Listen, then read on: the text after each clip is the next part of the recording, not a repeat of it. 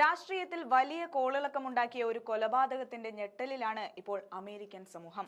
യുവ നേതാവും turning point USA സ്ഥാപകനുമായ Charles കിർക്ക് എന്ന 31കാരന്റെ മരണം രാഷ്ട്രീയ വൈരാഗ്യം മൂലമെന്നാണ് ഇപ്പോൾ പുറത്തുവരുന്ന വിവരം.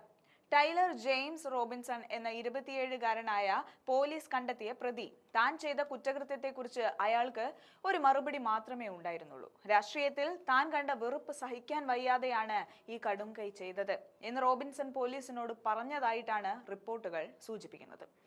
എന്നാൽ ഈ വാക്കുകൾക്ക് പിന്നിൽ വ്യക്തിപരമായ കാരണം കൂടിയുണ്ടോ എന്നും സംശയിക്കുന്ന വിവരങ്ങളാണ് പുറത്തുവരുന്നത്. കൊലപാതകം നടക്കുന്നതിന് തൊട്ടു മുൻപ് റോബിൻസൺ തന്റെ ഒരു ട്രാൻസ്ജെൻഡർ സുഹൃത്തിന് ഇനി ഈ വെറുപ്പ് സഹിക്കാൻ എനിക്കാവില്ല, അതിലൊന്നെങ്കിലും അവസാനിപ്പിക്കാൻ ഞാൻ ആഗ്രഹിക്കുന്നു എന്ന സന്ദേശം അയച്ചതായി പറയപ്പെടുന്നു. എന്നാൽ ഈ കൊലപാതകത്തിന് കാരണം രാഷ്ട്രീയ വൈകാര്യം എന്നാണ് പോലീസ് ഉറപ്പിച്ചു പറയുന്നത്.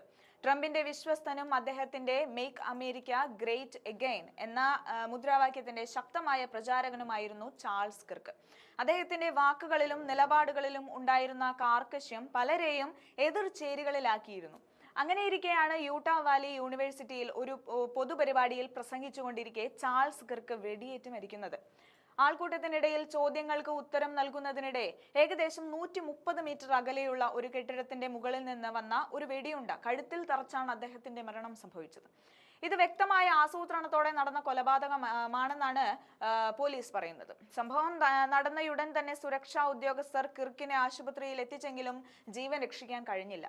അമേരിക്കയിൽ ഒരു യുവ നേതാവ് പൊതുവേദിയിൽ വെച്ച് കൊല്ലപ്പെടുന്നത് ഇത് ആദ്യമായാണ്. ഇത്രയധികം പൊതുസ്വീകാര്യതയും സ്വാധീനവുമുള്ള ഒരു നേതാവിനെ പൊതുവേദിയിൽ വെച്ച് കൊലപ്പെടുത്തിയ സംഭവം തുറന്ന സംവാദങ്ങൾക്കും അഭിപ്രായ സ്വാതന്ത്ര്യത്തിനും വലിയ ആഘാതമാണ് ഏൽപ്പിച്ചിരിക്കുന്നത്. കൊലപാതകത്തിന് ശേഷം റോബിൻസൺ പോലീസിന് മുന്നിൽ കീഴടങ്ങുകയായിരുന്നു. കേസിന്റെ അന്വേഷണം ഇപ്പോഴും പുരോഗമിക്കുകയാണ്.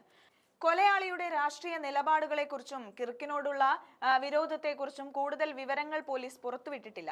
എങ്കിലും ഈ കൊലപാതകം അമേരിക്കയിലെ രാഷ്ട്രീയ സംവാദങ്ങളുടെ ഭാവിയെക്കുറിച്ച് വലിയ ചോദ്യങ്ങൾ ഉയർത്തുന്നുമുണ്ട്. ചിന്തകളിലൂടെയും വാക്കുകളിലൂടെയും നയിക്കേണ്ട രാഷ്ട്രീയം ഇപ്പോൾ തോക്കിന്റെ കുഴലുകളിലേക്ക് വഴിമാറുന്നുണ്ടോ എന്നും ഈ സംഭവം ഓർമ്മിപ്പിക്കുന്നു. ട്രംപിനെ പോലുള്ള നേതാക്കൾ ഈ സംഭവത്തെ രക്തസാക്ഷിത്വം എന്നാണ് വിശേഷിപ്പിച്ചത്. ചാൾസ് കിർക്കിന്റെ മരണം രാഷ്ട്രീയത്തിൽ വർദ്ധിച്ചു വരുന്ന അക്രമങ്ങളുടെ നേർക്കാഴ്ചയായി ലോകം ഉറ്റുനോക്കുന്നു.